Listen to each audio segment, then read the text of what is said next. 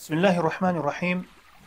Amr ibn Şuayb radıyallahu anhudan rivayet kılınan hadiste Peygamberimiz sallallahu aleyhi ve sellem aytat: Arafa күндөгү эң абзел дуа, жана пайгамбарлар айткан эң жакшы дуа, эң абзел дуа бул ла илаха илlallah вахдаху ла шарика лах, лахул мулку ва лахул хамду биядихил хайр ва хуа ала кулли шайин кадир деген дуа экен. Ушул дуа Arafa күнү көбүрөөк айтылат. Başka dualarda kılsa da болот, бирок мына ушул дуаны көбөйтүүбүз керек. Анткени бул эң абзел дуа. Анткени бул дуада Аллахтын таухиди бар. Качан пенде бардык ибадаттын түрлөрүн Аллахка гана арнаганда, ибадатта жалгыз Аллахтын өзүнө гана сыйынганда, ошол пенденин ибадаттары таухид себептүү кабыл болот. Ошондуктан ибадаттардын кабыл болуу себеби эң биринчи бул таухидке негизделүүсү керек.